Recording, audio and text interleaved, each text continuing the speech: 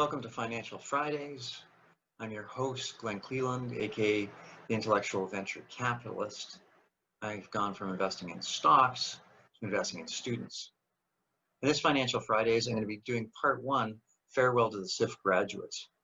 One of the greatest accomplishments or things that I'm proudest of is the fact that the students, when I retired, asked me back to Toronto at their own penny to provide me this tombstone, to thank me for everything that I did for them in terms of getting their foot in the door. So I want to recreate that event. Just reminding you, so who am I? Why do you want to listen? As founding director of the Center for Financial Studies, University of New Brunswick, my job was not only to recognize talent, but it was to develop the talent. Initially to get them ready for New Brunswick Investment Management Corp, my former firm who invests public pension monies for teachers, public service, judges, and the like, but also to get them ready for the investment industry, the finance industry. I was also a part of the senior management team in MDIC when I created the SIF. So I was on the institutional or buy side, also on the sell side, capital markets associate. I've also got the CFA charter, which I got the students ready for. A little bit of a shameless plug.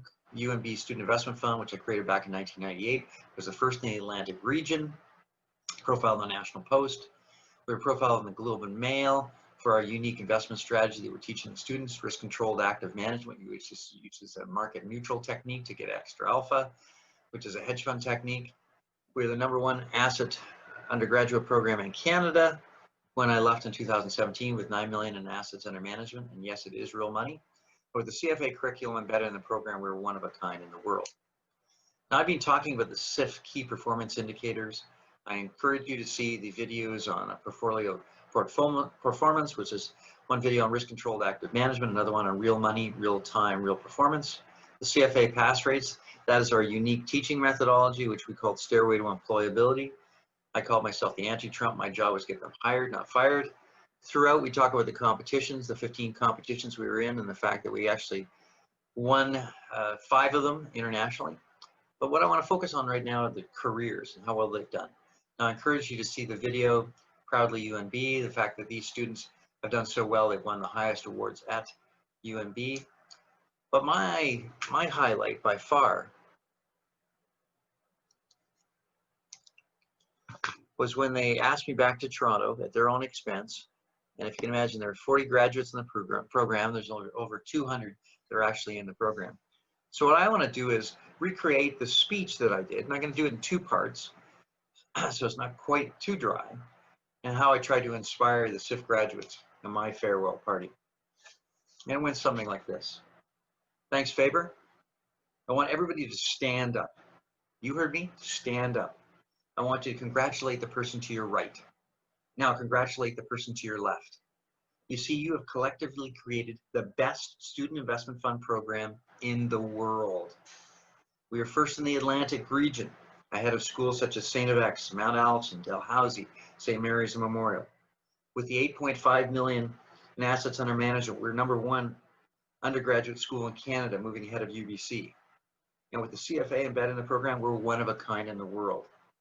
To me, this event is not a farewell, but it's or thank you event for me, but a celebration of what you've accomplished in the SIF. We can never be replaced as the first Canadian university to win the North American CFA investment research competition, coming second globally. We've had 15 podium finishes, 6 of which were international. We've opened the TSX twice. We've closed the NASDAQ. We've walked on the CBOE. We were profiled twice in the Globe and Mail. We've had 2 CBC documentaries. We've been profiled not only National Post, but also local newspapers. We became regulars at the Berkshire Hathaway annual general meeting, listened to investment legend Warren Buffett. Not bad for the small school from Canada. Dick Curry, the former chancellor of UNB and former president of Loblaws, stated in a speech that, quote, the success of a university is not the professors, programs, or buildings, but the graduates of the university. As we come up to 20 years on the SIF, I'm proud of what you graduates have accomplished, both inside the program and out. Just despite the barriers against you, in a have-not region, a region with no financial center, a university not known for finance or investing, professors who had not even worked in the industry. Initially, the SIF was the farm team for New Brunswick Investment Management Corporation. Fast forward, over 27 SIF graduates have worked at MBIMC, with over 11 to 25 professionals coming from the program. But what about the students that did not get into MBIMC? I moved in-house into the university as founding director of the Center for Financial Studies, and I'm proud of you students who made it into the investment industry and have accomplished senior executive positions such as vice president, director, managing director, analyst, and other titles in the industry in various financial centers. We're in Toronto, we're in London, England, Houston. I want to thank you former students for giving your all when you were in the program, but also staying involved. Whether you remember or not, the opening class in SIF was that you got into the program because of your talent. My job was to create the opportunities through my business relationships and providing the support or confidence for you to attempt what you would not do individually. What you had to promise me, though, was to bring the desire. And if you did not have the desire, don't waste my time. The opportunities ultimately came through 3 advisory councils of the center, which consisted of market professionals who I have met over the years who wanted to help my initiative and SIF graduates. That provided me the market intelligence needed to take advantage of opportunities, whether it be financial, job, placement, or the like. Their mentoring to the students and myself was invaluable. Thank you. Tom Liston is here. He's the chairman. He was chairman of our Toronto Advisory Council. He was just awarded Lifetime Achievement Award from the Faculty of Business. Well deserved, Tom. Tom almost single-handedly ran the presentation part of the Futures Atlantic Symposium. For those that did not benefit, this was our Career Opportunities and Professional Development Conference that we hosted from 2006 to 2012, and then we hosted again last year in 2016. I want to thank CMARC Asset Management, whose partnership was critical in taking the program to the next level. Don Wishart, president, has been instrumental. Not only has he mentored my students, but he has had other CMARC employees involved in the program. Don is currently the Center for Financial Studies Executive in Residence. Now, Don wanted to be here, but he's had a bit of a health scare, and last I talked to him, he was going to go under chemotherapy. I thanked him on your behalf for his involvement. I'm crossing my fingers for Don that he has no complications. Besti Alpargan, VP Fixed Income at CMARC, has provided invaluable feedback to students' research reports, which make them industry ready and useful in potential job interviews. She was also chairperson of the Atlantic Advisory Council. Bob McKim was a part-time executive in residence back in 2008 during the crash. George Lockery was a coach for various university business competitions. CMARC was just awarded a certificate of appreciation from the Faculty of Business, which quite honestly was well deserved.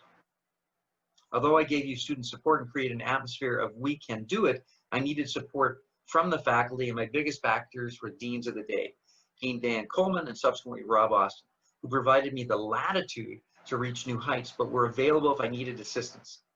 The current president, Eddie Campbell, was also a great help for the center and the SIF, especially when it came to bringing in new monies to the program. My secret weapon, though, taking the program from good to great, you know her, Susan Boyce. You know her as the outreach coordinator for the center. She single-handedly coordinated the communication from the center and single-handedly set up the Futures Atlantic Symposium. Faber will be quick to agree that Susan was instrumental in crafting his application for Harvard after 30 hours of modification. I'm thrilled that you included Susan in this event. This was my team that opened doors for you. So let's hear it for the team. Let's have a seat. And that ends part 1. What was the key? Who were the key people behind the program? Part 2, we're going to talk about key stories or legends of the program. So that's the long and the short of it. Remember to work hard, play hard, because this industry, during good times, you want to work hard. During bad times, play hard, but always keep in touch with the network. But remember, my card that I have in my pocket, Seymour Schulich, remember 100 years from now, it won't matter what kind of car you drove, what kind of house you lived in, how much money was in your bank account, but you might make a difference in a young person's life. Cheers.